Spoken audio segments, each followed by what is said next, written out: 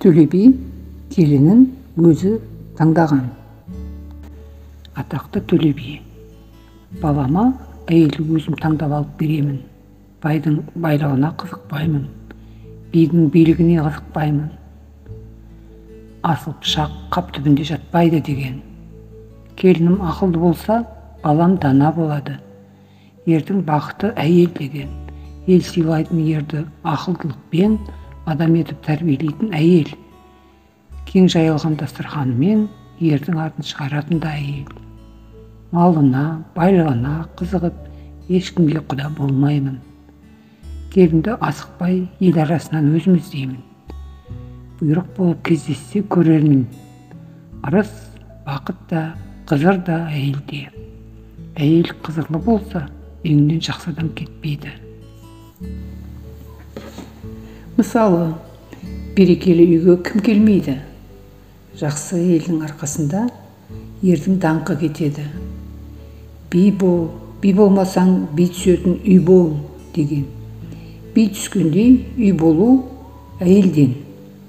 Ол әйелді халық та жақсы көреді, кембағал, қайыршы да жақсы көреді. Жақсы кісіні жұрт жек көре ме? Әйелі жақсы болмай, ер оңбайды. Ердің бақытын кетіретін де әйел, ерге бақыт әперетін де әйел. Осындай ой құшағында жүрген Төле биге Түрікмен елінен елші келіп: бір жылдан бері бітпей жатқан дауымыз бар еді, соған билік жасаңыз деп шақырады. Жер шалғай болса да, Төле би Түрікмен еліне барып, дауласқан екі жақты татуластырып қайтады. Аттары болдырып, шөлдеп шөліркеп келе жатқан жолаушылардың алдынан бір топ атты қыз келіншек көрінеді. Ол топтың ішінде Данагүл дейтін кедейдің қызы да бар еді. Жалғыз көк шолақ атына мініп, байдың қыздарымен тойдан қайтқан беті еді деседі. Әй, апайлар, тоқтаңыздар, аттарыңыздың басын тартыңыздар. Жоғары жақтан бір қатар аттылар келе жатыр. Алдынан кесе көлденең өтпейік. Үлкендердің алдынан кесіп өту дұрыс болмайды. Олар ел қорғайтұғын, жер қорғайтұғын ерлер. Кім біліпті, араларында ақыласқан ақылды, данышпан қариялар бар шығар. Ашулы, арынды батырлары бар шығар. Ер сыйлаған есікте қалмас деген. Әлақ бәріміздің бір-бір үйдің иесі боламыз. Шарапат жақсылығы тиер. Үлкен кісілердің батасын алып, алғысына бөленейік. Апалар, аттарыңыздың басын тартыңыздар, тосып тұралық. Атты кісілер алдымыздан кесіп өтсін. Сонан соң жүрсек те ауылымызға жетерміз, деді Данагүл. Қызыл жасыл киген қыздар жол кеспей еріліп тұрып қалды. Топ алдындағы Төле би мұны алыстан көріп, байқап келе жатады. Қызыл жасыл киінген қыздардың деңгейіне жетіп, алдарынан өтіп, ұзай бере қасындағы жолдастарының біріне: анау алдымызды кеспей кейіндеп қалған балаларды шақырып келші, деді. Ол шауып барып қыздарды шақырып келді. Жақындай бергенде Данагүл атынан түсіп, жаяулап: апалар, бәріңіз де аттан түсіңіздер. Жаяу барып сәлем берейік. Үлкен кісілерге атпен тасыраңдап жетіп барып сәлем бергеніміз ұят. Бұл кісілер еш уақытта да кездеспейтін кісілер. Жолымыз болады екен, деді. Барлық қыз аттан түсті. Жаяу жүріп келіп, бәрі басын иіп, сәлем берді. Төле би: қарақтарым, өркендерің өссін, бақытты болыңдар. Қай ауылдың баласысыңдар, дейді қуанып. Сыйқым ауылының баласы едік. Сендер алыстан бізді көріп тосып тұрдыңдар. Әлде қашан өтіп кететін уақыттарың болып еді. Не себептен тостыңдар? Соны айтыңдар. Қыздар жауап таба алмай Данагүлге қарады. Ол: аталар, біз сіздерді алыстан көріп, аталарымыз бен ағаларымыз шығар. Араларында ер бастаған батыр бар шығар. Сол ерге ақыл айтқан ақсақалы бар шығар. Әкеміздей үлкен қызырлы адамы бар шығар деп алдарыңыздан өтпей тосып тұрдық. Үлкен кісілердің батасын алалық, жақсыны көрмек үшін. Көрмеген аталарымыз, ағаларымыз болса көрелік, аты жөнін білейік деп тосып тұрдық, деді. Қарағым, балам, атың кім? Деді Төле би. Атым Данагүл ата. Әкеңнің аты кім? Әкемнің аты Алакөз. Жақсы шырақтарым. Өркендерің өссін. Құдай тілеулеріңді берсін. Жарайды, енді аттарыңа мініңдер, деп Төле би батасын беріп жүріп кетті. Тарт Сиқым ауылына, дейді бұлай шыға бере жолдастарына. Сиқым ауылына жақындап келгенде бір серігін ауылға шаптырды. Бар Алакөзге. Ауқатты адам бекен, нашар адам бекен, қандай адам екен? Қалжайын біліп, біз жеткенше қайта орал, дейді. Шапқыншы бәрін біліп қайта оралды. Ой биеке, Алакөз деген кедей адам екен. Байдың жылқышысы көрінеді. Үй қайсысы? Үй анау шетте тұрған қараша үй. Жүр, мені ертіп барғын, дейді. Шапқыншы ертіп барды. Алакөздің үйі қырық жамау, тесік-тесік. Ішінен қараса сырты көрінетін қараша үй. Алакөз қайда? Анау құдық басында мал суғарып жүр. Шақырып кел. Орта жастағы әйел шапқыншыға шидің ішінен бір тостаған айран ұсынды.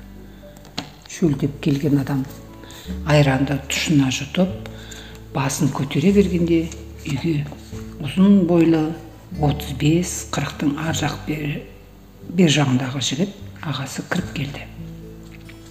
Ассалаумағалейкум. Оғалейкум ассалам. Иә, Алакөз деген сіз боласыз ба? Мен боламын. Сен болсаң ауылыңа мейман келді. Төле биді білесіз бе?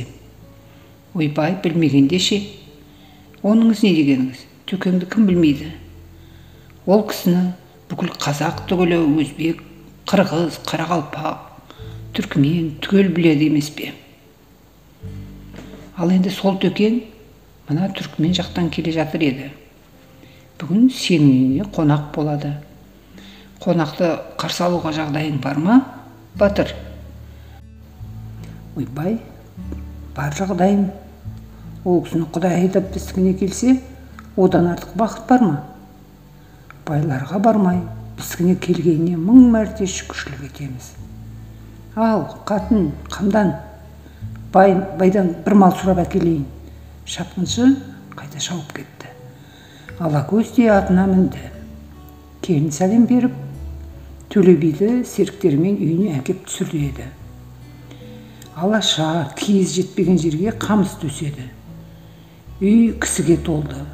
Жалғыз сиырының айранына суды қосып жіберіп, шалап жасап, бір тостағанынан сусын ұсынды. Біреулерді жүгіртіп, байлардың үйінен самауыр, қарсыған нан алдырды. Ауыл хабарланып, жиналып қалды. Ой, Алакөздің үйіне Төле би келіп түсті. Қасында бір топ жолдасы бар, деген хабар байға да жетті. Домаланып, ол да келді. Келіп, о төке, деп сәлем беріп, шұрқырасып жатыр. Төке, біздің үйге неге түспедіңіз? Мынау балаңызды ұялтқаныңыз қалай? Халқым үшін мен Төле би болып тұрып, байға ғана, барға ғана түсіп, кедейлерді есіме алмасам, онда әділет бола ма? Байға жақ боп кедейдің ақысын жібермесем, онда жұрт әділетті деп айтар ма еді? Мейірімім түсіп, мына Алакөздің үйіне қонақ болғым келді. Ал енді бәрің бірдей ағайынсыңдар ғой, құрметтерің болса істей беріңдер. Лездің ішінде ақ киіз де келіп қалды, текемет те, жастық та келіп қалды. Алагөздің үйінде жоқ болғанымен елде бар. Мал сойылып, ауыл адамдарының бірсыпырасы жиналып, әңгіме тыңдап, төкеңмен бірге отырды. Бір кезде Төле би сыртта жүрген Алагөзді шақырып алды. Алагөзім, балаң бар ма? Қанша балаң бар? Уа, би аға, менің балам емес, Құдайдың баласы деп айтайын. Бір қыз балам бар. Осы үйде жүрген келінем бе? Иә, осы келіңізде. Жақсы екен. Келін қай елдің баласы еді? О, би аға, келініңіз мынау қожа атамның тұқымы еді. Тектұрмас деген әулиенің әулетінен. Жақсы екен. Жарайды келінім. Балам, әлгі қызыңды Данагүлді шақырып кел. Үлкен кісілердің әңгімесін естіп отырсын. Бала ғой. Данагүл көрші ауылда қыздармен отыр еді. Әкең шақырып жатыр деп бір келіншек барып шақырып келді. Бір кезде тамақ пісті. Төле бидің алдына бата сұрап бас келді. Бата беріп болғаннан кейін жерде Төле би басты қасқалап пышақпен кесті де бір ұртын өз аузына салды. Бір құлағымен таңдайын алып, қарағым, Данагүл, келші өзге қолымнан ұсынайын. Құлақ бергенім екімнің бірі бол. Таңдай бергенім айттырмай біліп, құпия жұмбақ сырымды шешіп, өсиетімді жұртқа жайып, жүретін балам бол. Міне, деп ұсынды. Данагүл келіп, еңкейіп, қолын алып, рахмет ата, айтқаныңыз қабыл болсын, деді басын иіп. Жолаушылар қонақ болып жатты, таң атты, шай ішіп отырғанда жұртқа Төле би: Ау жігіттер, мына Алагөз мырзамен құда болғым келіп отыр. Данагүл балама мейірімім түсті. Бұйрық болса, бала етіп алсам деп отырмын. Мен де кедей адаммын, Алагөз де кедей адам. Қоралап айдап беретін малым жоқ. Сондықтан мұныкі менікі, менікі мұныкі. Екеумізге екі бала ортақ. Ниетім қалыс. Қабыл көрсең, Алагөз қарағым, тапқанымыз екі баланыкі, дейді. Алагөз әйел екеуі орнынан ұшып түрегеп жылап қоя берді. Би аға, бүйтіп дүниеге келіп, бізге бала бітіп, ол баламызға сіз секілді адамның мейірі түсіп, үйімізге келіп құда болады, қызырға ие боламыз деген жоқ едік. Би аға, өле-өлгенше баламыз сіздікі. Ерлі байлы екеуміздің мал жанымызда осы баланың жолында. Сіздің біздің елегеніңізге, бізді осынша мейірбаншылықпен бізге мейіріміңіздің түскеніне ризамыз. Рас па, өтірік пе деп келініңіз екеуміз қуаныштан жарылып кете жаздап тұрмыз. Ал ендеше олай болса мінекей, бабамның Бәйдібектің батасы болсын. Әумин, қолыңды жай. Ақылды, абыройлы, мейірімді, рахымды, кішіпейіл, киелі, айтқаны әділ, тілегі қабыл, өмір жасы ұзақ, халқына қадірлі, жұртына сүйкімді, әке-шеше, туыс-туғанына жағымды, арты үбірлі-шүбірлі, алды нәсіпті болсын. Аллаху әкбар, деп бата береді. Арада ай өтпей Төле би Данагүлді аулына келін етіп түсірді. Келіні өзінің ойынан шығып күткендегідей болды. Балам, Данагүлім, өзімнің ұлым қандай болса, сондай болып жүре бер.